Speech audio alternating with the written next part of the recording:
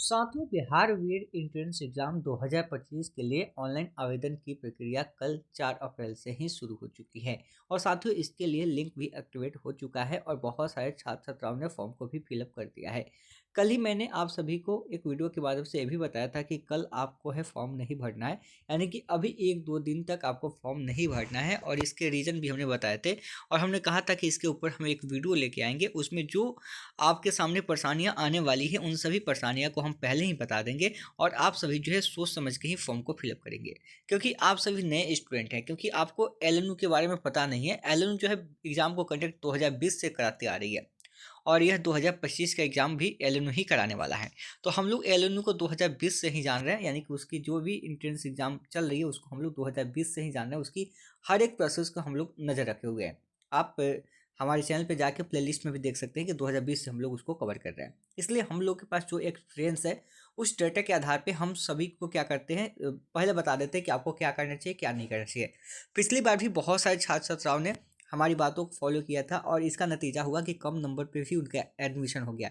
लेकिन जो नहीं बात माने थे, आप पूछ लीजिएगा कि बहुत ज़्यादा नंबर होने के बावजूद भी उनका एडमिशन नहीं हुआ था। अब ऐसा नहीं कि वहाँ पे उनको जानकारी नहीं थी, जानकारी थी लेकिन कुछ ना कुछ गलतियाँ वे कर दिए थे। गलतियाँ होने की वजह से अब वे लोग जो है फंस गए, उनका एडमिशन नहीं हुआ, क्योंकि एलन जो है एक बार भी यहाँ पे सुधार करने का मौका पिछली बार नहीं दिया था। तो इसलिए एलन से आपको सोच समझ के ही यहाँ पे आगे की कदम उठाना होगा। इसलिए जब भी आप एडमिशन लेने जाएं या जब भी आप एडमिशन की प्रोसेस को पूरा करें तो बहुत सारी बातों को आपको ध्यान में रखना होगा। तो उन सभी बातों के ऊपर हम इस वीडियो में बात करने वाले हैं, उन सभी फैक्ट को बताएंगे। उसके बाद ही आप जो है फॉर्म को फिलअप कीजिएगा। लिंक तो एक्टिवेट हो चुका है, कई लोग फॉर्म को फिलअप कर भी लिए होंगे। तो जो आप अपने स्क्रीन के ऊपर देख पा रहे हैं ये सीईटी बीएड 2025 का नोटिफिकेशन है जो एलएम का है। इस पर बहुत ज़्यादा चेंजिंग कुछ भी नहीं है। जो आपका 2024 था वहाँ पे अब 2025 कर दिया गया है, डेट वगैरह मेंशन कर दिया गया है। बाकी जो नोटिफिकेशन था पहले वाला ही नोटिफिकेशन आपके सामने आ गया होगा। ठीक है, यहाँ पे डेट आप देख। तो आपकी ऑनलाइन आवेदन की जो प्रक्रिया है ये शुरू हो चुकी है और यहाँ पे देखिएगा कुछ महत्वपूर्ण निर्देश। अब यहीं से आपको हर एक पॉइंट को समझना है, कौन सी गलतियाँ नहीं करना है। जब फॉर्म भरिएगा तो उसमें बहुत सारी बातें ऐसी होगी जिसको आप इग्नोर करते हैं और फिर बाद में कहीं ना कहीं एडमिशन के समय आपको प्रॉब्लम होगी। अभी प्रॉब्लम नहीं होगा, एडमिशन के समय प्रॉब्लम होगी, क्योंकि इसलिए अभी से ही आप अगर ध्यान रखिएगा तो कोई भी प्रॉब्लम आपको नहीं होगी। और साथ ही बता दें कि हमने बिहार एडमिशन 2025 के स्पेशल ग्रुप बना दिया है, जिसका लिंक आपको वीडियो के डिस्क्रिप्शन में मिल जाएगा। व्हाट्सएप ग्रुप और टेलीग्राम चैनल दोनों ज्वाइन कर लीजिएगा, ताकि आगे की हर अपडेट आपको सबसे पहले मिलती रहेगी, ध्यान रखिएगा। और क्लासेस भी चल रही है, तो जो लोग क्लास ज्वाइन करना चाहते हैं तो आप प्ले स्टोर से टेक स्टडी एप्लीकेशन डाउनलोड कर लीजिए और वहाँ से टेक स्टडी एप्लीकेशन डाउनलोड करने के बाद आपको है बिहार बीएड 2025 के नाम से एलएम करके कोर्सेस मिल जाएगा, आप उसको ज्वाइन कर लीजिए। अगर कोई प्रॉब्लम आती है तो आप वीडियो के डिस्क्रिप्शन में दिए हुए नंबर पर कॉन्टेक्ट कर सकते हैं। अब आपको ध्यान क्या रखना है कि सबसे पहले देखिए यहाँ पे ऑनलाइन आवेदन करना कैसे है। सीईटी बीएड 2025 के लिए ऑनलाइन आवेदन भरना है और ऑनलाइन आवेदन करने की पूर्व अर्हता से संबंधित निर्देशों को अवश्य पढ़ ले और इस विवरण में उपलब्ध है। देखिए एक चीज़ बता देते हैं आपको कि बहुत सारे ऐसे स्टूडेंट होते हैं कि जिनका 50% नंबर नहीं होता है। पहली पॉइंट आपको ध्यान रखना है कि आपका नंबर 50% या जितना मांग रहा है उतना है या नहीं है। पहली गलती स्टूडेंट क्या करते हैं कि उनका उतना नंबर नहीं होता, फॉर्म को फिलअप कर देते हैं। मान लीजिए जो क्राइटेरिया बनाया है यहाँ पे एल ने कि अगर 50% मिनिमम मार्क्स होने चाहिए तभी आपका एडमिशन होगा ग्रेजुएशन के अंदर, अन्यथा नहीं होगा। तो ऐसी स्थिति में आपका 50% नहीं है, किसी का 49.9 है वो भी भर देता है, किसी का 45 है, किसी का 40 है वो भी फॉर्म को फिलअप कर देता है और वैसी स्थिति में उनका एडमिशन बाद में नहीं होता है। तो पहला पॉइंट आपको ध्यान रखना है कि आपको क्लियर करना है कि आपका ग्रेजुएशन में नंबर उतना है कि नहीं है।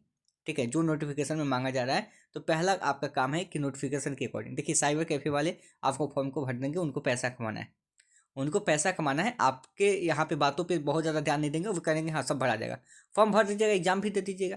देखिए फॉर्म भरने में और एग्जाम में कोई यति नहीं है प्रॉब्लम, एग्जाम दे सकते हैं। प्रॉब्लम कब आएगी? जब एडमिशन के समय प्रॉब्लम आएगी, ठीक है, वहाँ पे प्रॉब्लम आएगी। तो पहला पॉइंट ध्यान रखना आपको कि जब भी आप अप्लाई करें तो आपका नंबर जो है देख लें कि उतना परसेंटेज आपका हो रहा है कि नहीं। दूसरी पॉइंट, दूसरे स्टूडेंट जो गलती करते हैं वो अपेयरिंग स्टूडेंट करते हैं, क्योंकि अपेयरिंग स्टूडेंट को यहाँ पे अलाउ नहीं किया गया है, ठीक है, और नहीं किया जाता है। और बहुत सारे जो अपेयरिंग स्टूडेंट हैं जिनका जैसे हाल ही में ग्रेजुएशन का एग्ज़ाम हो गया है और उनका रिजल्ट आने वाला है, ठीक है, वैसे लोग भी फॉर्म को फिलअप भरते हैं।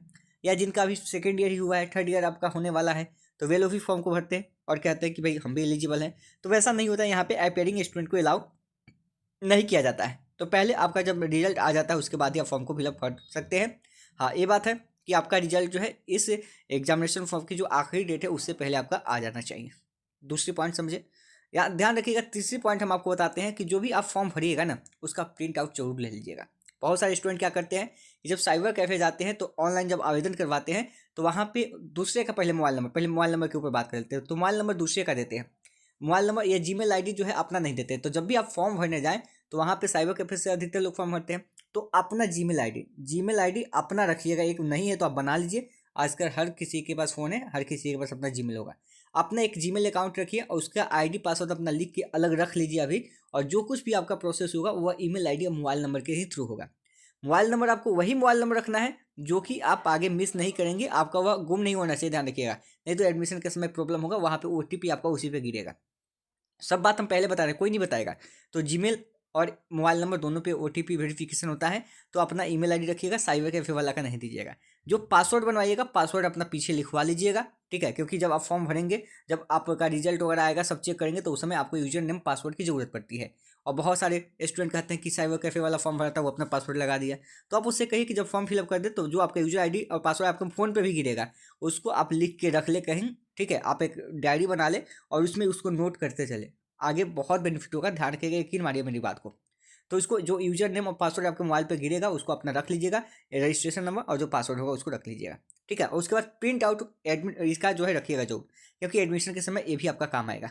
क्योंकि बहुत लोग प्रिंट आउट नहीं निकालते हैं और फिर बाद में वेबसाइट पे आपका उपलब्ध नहीं होता है, ठीक है, लिंक को हटा देता है एलएनओ, तो वहाँ पे प्रॉब्लम में आप फंस जाएंगे। तो इसलिए प्रिंट आउट भी आप देखिए, लिखा हुआ है कि ऑनलाइन आवेदन प्रपत्र के प्रिंट आउट की मूल प्रति या छायाप्रति, पंजीकरण संख्या इत्यादि भविष्य के संदर्भ के लिए अपने पास सुरक्षित रखें। इसको ललित नारायण मिथिला यूनिवर्सिटी अथवा कहीं भी भेजने का आवश्यकता नहीं है। तो जो भी आपका रजिस्ट्रेशन होगा, जो मोबाइल पे आएगा आपका, उसको आप सुरक्षित रखने की कोशिश करेंगे, ध्यान रखिएगा। तीसरी पॉइंट अहम पॉइंट है, इसको जो है बहुत लोग नहीं बताते हैं। तो इसलिए साइबर कैफे में जब भी जाइएगा फॉर्म फिलअप कीजिए, लेकिन सब चीज़ प्रोसेस पूरा कीजिएगा। अपना यूजर नेम पासवर्ड अपने पास रखिएगा, नहीं है तो उनसे मांग लीजिएगा कि मेरा नहीं गया, बताइए यूजर नेम पासवर्ड क्या है, ठीक है। उसके अलावा प्रिंट आउट आप निकाल के उसको अलग एक फाइल में रखते चलिएगा, वहाँ पर आपको जरूरत पड़ेगी। बाकी एक क्राइटेरिया दिया हुआ है कि फॉर्म क्या साइज होना चाहिए, ये सब आपको ध्यान रखना है। और यहाँ पे देखिए कि ऑनलाइन आवेदन भरते समय मैट्रिक, इंटर और एमए यदि उत्तीर्ण हो तो अथवा समकक्षों के अंकों में जेपीजी फॉर्मेट में अपलोड करना, ये सब चीज़ ध्यान रखिएगा। एक और चीज़ आप ध्यान रखिएगा कि आधार कार्ड अहम मुद्दा है। और आधार कार्ड जब भी आप एडमिशन के लिए जाते हैं तो वहाँ पे चेक होता है, वेरिफिकेशन होता है। तो बहुत सारे ऐसे अभ्यर्थी हैं जिनका आधार कार्ड में नेम जो है अलग है, मार्कशीट पे अलग है, आधार कार्ड पे अलग है। तो अभी से ही आप सुधार करवा लीजिए, जो आपकी मार्कशीट में होगा वही आप अपना रखिएगा आधार कार्ड के अंदर, ठीक है। मार्कशीट के अंदर जो आपका नाम होगा वही आधार कार्ड के अंदर सुधार करवा लीजिएगा, अभी समय है, बाद में प्रॉब्लम होगी। अब वो आधार कार्ड में अपना मोबाइल नंबर ऐड करवा लीजिएगा, क्योंकि आधार वेरिफिकेशन भी होता है, ठीक है। तो इसलिए मोबाइल नंबर में अपना आधार नंबर जुड़वा लीजिएगा, अभी आपके समय है, ताकि ओटीपी वो समय आसानी से आपको आ जाए। जब भी फॉर्म भरिएगा तो ध्यान रखिएगा कि जो आपका कैटेगरी है, मान लीजिए कि आप एससी कैटेगरी से हैं, एसटी कैटेगरी से हैं, ठीक है, ओबीसी से हैं, ईबीसी से हैं, ठीक है। अगर किसी भी कैटेगरी से हैं तो आप क्या करेंगे, जब फॉर्म भरेंगे उसी समय आपको इस कैटेगरी को चूज करना होगा। बहुत सारे ऐसे अभ्यर्थी थे जो पिछली बार गलती किए थे कि यहाँ पे एससी एसटी ईबीसी ना डाल के जो था कैटेगरी जनरल डाल दिए थे, ठीक है। वे कहे थे कि हमारे पास कोई कास्ट सर्टिफिकेट है नहीं और बाद में हम लगाएंगे। वैसी स्थिति में क्या होगा कि वे जनरल के अंदर काउंट हो गए। नंबर तो उनका था गवर्नमेंट कॉलेज में। देखिए एक और चीज़ आपको सच्चाई बताते हैं एलएनयू की, एलएनयू जो आपको यहाँ पे आरक्षण देता है वह प्राइवेट कॉलेज में नहीं देता है, सिर्फ गवर्नमेंट कॉलेज के अंदर कुछ आपको रिजर्वेशन दे देता है, बाकी में नहीं देता है। हम उसकी सच्चाई आपको आगे बताएंगे, ठीक है। तो जब भी फॉर्म भरे तो यहाँ पे बेनिफिट होगा कि अगर मान लीजिए गवर्नमेंट कॉलेज के आसपास आपका नंबर होगा, पिछली बार बहुत सारे ऐसे स्टूडेंट मान लीजिए 85 कट ऑफ गया, उनका 85 था, वो जनरल से डाल दिए थे तो 88 चला गया, तो उस स्थिति में उनका एडमिशन नहीं हुआ। तो जिस कैटेगरी से होंगे आप उसका जो है अपना यहाँ पे डालेंगे। और ध्यान रखिएगा जो डॉक्यूमेंट मांग रहा है नहीं कास्ट वगैरह है तो बनवा लीजिए, समय अभी है ना। आपका फॉर्म भरने का जो डेट है वह 4 जुलाई से लेकर कल से लेकर 27 अप्रैल तक है, 4 अप्रैल से माफ़ कीजिएगा 27 अप्रैल तक है, ठीक है। तो अभी समय आपके पास है, आप जरूरी थोड़े कि आप आज भर दीजिएगा फॉर्म तो पहले आपका एग्जाम हो जाएगा।